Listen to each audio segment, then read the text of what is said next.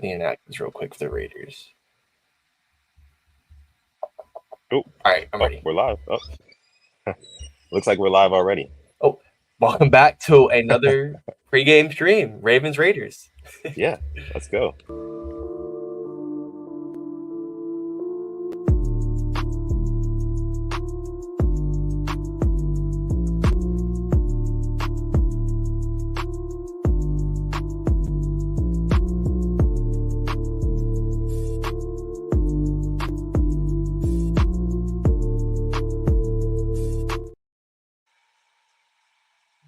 Yes, week 2 is here. We are it's been here since Thursday, but the week 2 Sunday is here, and we're 20 minutes away from the Ravens Raiders kickoff. You're back with the Purple Rain podcast.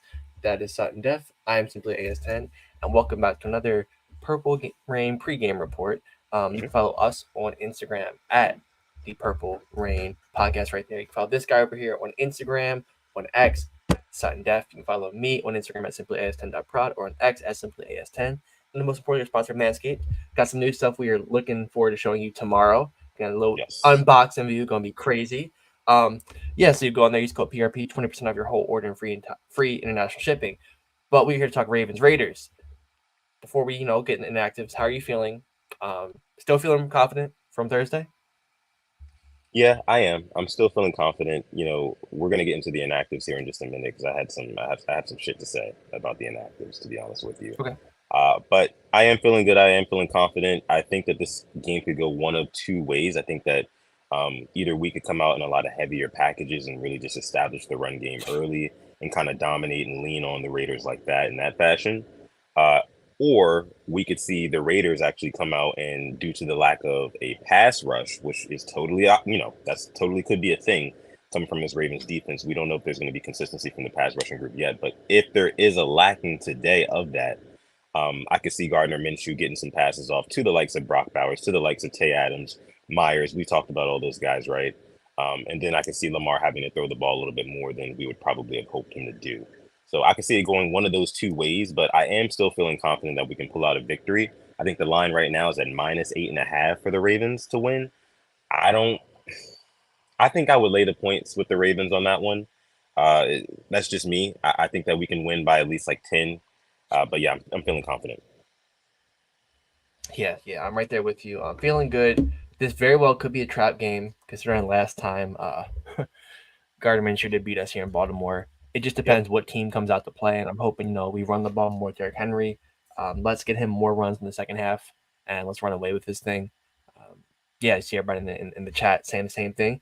And then so we'll get into the inactives real quick. So for Yeah. the Ravens, it's Nate Wiggins, Adisa Isaac, Salah Amuve Laulam, Nick Samak, TJ Tampa, Bo Braid, and Devontae Walker. So basically, our whole draft class from this past year, it feels like. As for the Raiders, Tyree Wilson, number 7 overall pick from last year, Dylan Laube, DeCamarion Richardson, Tyreek McAllister, Thomas Harper, Jackson Powers Johnson, and Ramel Keaton. Two big names for them, Tyree Wilson, DeCamarion Richardson. Defense is a little banged up for them, but they still have a very good pass rush, which we have been talking about all week, which we are worried about. And before we get into what you want to say, the O line will be the same as last week, the starting five. So Hmm. Stanley, Voorhees, Linderbaum, Falile, Makari.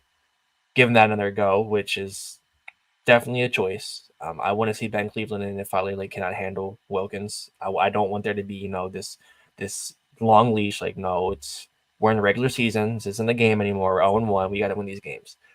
You said you wanted to talk some stuff, so go ahead and fire away.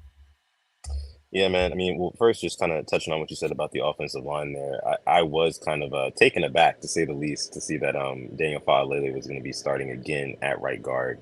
I mean, again, like I said on the last episode of the Purple Rain podcast, if you look at the numbers, analytics wise, it says that the offensive line didn't do so bad. And we know that Harbs is an analytics guy, so I'm sure he was probably looking at that and was, you know what, let's just give him one more go, right? Like, let's see what they do this week against this good pass rush. So we'll see. We'll see. If he does start to struggle, I do think that they need to go ahead and swap him out with Ben Cleveland and just get that going. Like, get Ben Cleveland's feet wet and, get him used to playing. Get him used to starting. That's what it is. If we can't get any production out of Faalele and Makara, we already know that he's going to be serviceable.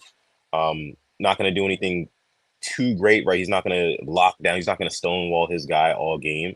But for the most part, he will hold down that right side. Now, when it comes to the illegal formation penalties, I hope that we can see a lot less than what we saw in the Chiefs game. I think that the Ravens probably spent a lot of time, well, they put a lot of emphasis on lining up in the correct formation and making sure that these refs are not going to take over the game, right? So, but getting into what I was going to say about the inactives, though, let me just, I mean, yeah, the entire basically draft class inactive. That's I'm kind of looking at EDC. I don't want to, but like I kind of am in a way because it's like, bro, like the entire class. But where I'm really looking at EDC and the coaching staff is Devontae Walker, right? Why is Devontae Walker not getting any playtime, right? Like why is he not becoming like a more I don't even want to say a focal point because that's not what I want to say. That's not what I mean. But like, why is he not being used as a weapon at all? Like, I'm looking at like an Xavier Worthy with the Chiefs, right? He hit his head on the goalpost twice last week against the Ravens. And Devontae Walker, I'm not going to say he's just as fast as Xavier Worthy because he's not, but there's a similar skill set there. He can run straight, right? And he can run straight really fast, and that's a weapon in this league. And it just I don't know. I'm flummoxed right now because I just don't see why we would draft a receiver, and just not utilize him at all, at all. He's a healthy scratch, second week in a row, and it just doesn't make any sense to me. But what do you think about Tez Walker not playing? Yeah, third round pick. No, fourth round pick. I'm sorry, who had second or third round Yeah, talent, and he is just nowhere to be seen. Um, it kind of makes no sense to me. I feel like he could be good blocking wise, a big receiver. I feel like he'd help you out in that passing. I mean, in the blocking game. But yeah, it's just like all these rookies inactive. Bo Bray goes out there has a good preseason, inactive. And Nate Wiggins is inactive. So you think maybe have a DB active like TJ Tampa. yeah, He was activated from the IR. So I'm not sure what it is, and kind of sucks. Like we hear about the Ravens knocked out of the park with the draft picks again. Yeah, our first rounders, second rounders. But I want to see more from the back end guys. I don't want to see it happen in year 3, year 4. We need help immediately. So yeah, definitely scratching my head, like, why take a receiver? I mean, we kind of knew this was going to happen, but it's just him, being inactive. Healthy scratch is kind of mind boggling. So you can't expect guys to, produce when you're not giving a chance. Tylen Wallace, perfect example, who we still have yet to see, have a big game receiving wise. So yeah, definitely head to scratch right now. But yeah, so moving on now. I need touchdown props. I've been sitting on it. I've been thinking about it, and yeah. I love a Derrick Henry touchdown. I really love a Derrick Oh Henry yeah, touchdown. The odds love aren't that. the best. They aren't the best, but So I've been sitting back and thinking, and I'll be honest, Justice Hill 25 plus rushing yards is not crazy. Just let you know, not crazy. okay, so that would go with the game script that I was talking about earlier. Like with if we just lean on them with the run game, say we hop out to like a two possession lead or something like that, and they just can never catch up, and then we see more Justice Hill in the second half. Totally, 25 plus yards. That's easy.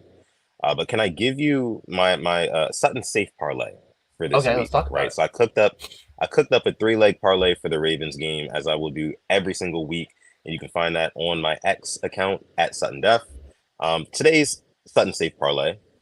Tell responsibly. I do have a Derrick Henry touchdown, anytime touchdown, right? And it's always going to be 3 legs, right? Anytime touchdown for Derrick Henry.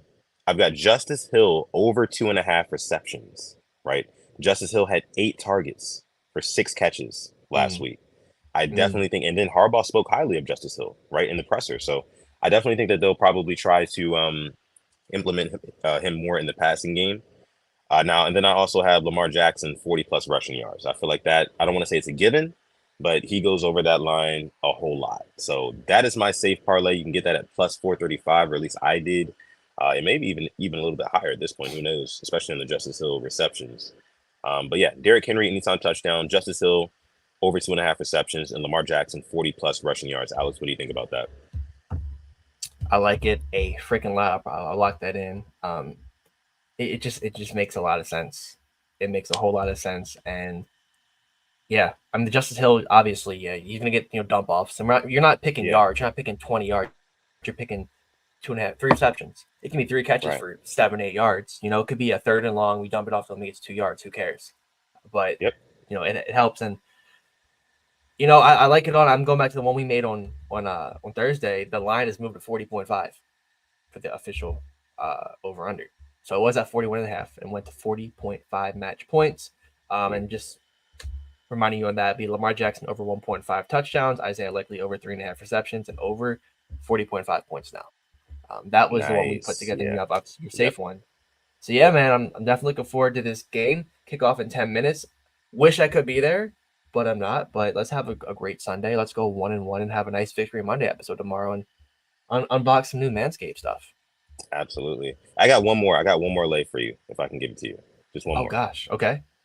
So I got this one's kind of like a lotto. I got Rashad Bateman, 40 plus receiving yards, right? I don't think that's crazy. I think that the fact that Lamar Jackson was texting Rashad Bateman after the Chiefs game, he had 53 yards and 3 catches in that one. I think he's going to try to get him a little bit more involved. We talked about that on the last episode of the show. So I got Bateman, 40 plus yards. I got Lamar Jackson over 1.5 touchdowns, which we put on our other parlay as well. And then I have Isaiah Likely over 3.5 catches. So two of the same plays that we had on the other one, but I threw Bateman 40 plus yards on here just because I have a good feeling about Bateman today. What do you think? Yeah, I think I actually have him for 50 plus. I think he can definitely hit that. I'm not trying to be crazy. I think he can hit 70 yards this game. I think they're depending if he can break one. Their secondary isn't the best. Yeah, They have a leaky defense, and they're missing Dekamarian Richardson. I imagine Nate Hobbs will be on Zay Flowers. So who do you have now on yeah, Rashad Bateman? And now you have to give a lot more respect to Isaiah Likely and Mark Andrews. And the linebackers this week compared to last week, they are nowhere near as athletic.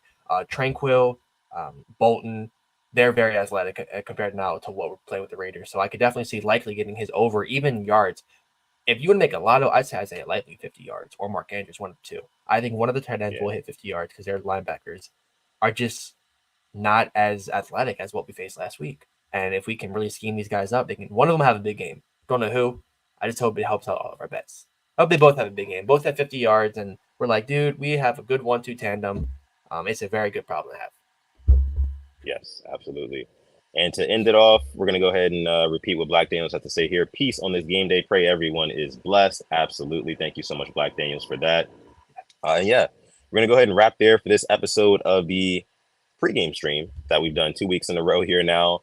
I think I like these. These are fun. These are fun right before the 1 p.m. games, especially when the Ravens are playing on CBS. Again, it feels like home. So let's go home. Let's go ahead and have Wow. some fun today and watch our Ravens play. Hopefully, we get a W, right? With that being said, I'm going to let my guy Let's do it. Alex take us out of here. Thank you for coming through to another beautiful Purple Rain pregame stream. That rolls off the tongue beautifully. We appreciate everybody coming through on last minute. And you can follow us on Instagram at the Purple Rain Podcast. This guy, Yes. X, Twitter, Sutton Death. Me, Instagram simply as10.prod. X simply as10. Our sponsor, Manscaped, code PRP. Yeah. 20% off your whole order, free entire shipping. Enjoy the game. Get a dub. As always, stay positive. Test negative. Yes. And never, ever, ever forget, even on the rainiest of days, to call God. It's been an episode of the pregame stream from the Purple Rain Podcast. We're going to catch you guys in the next one. Peace.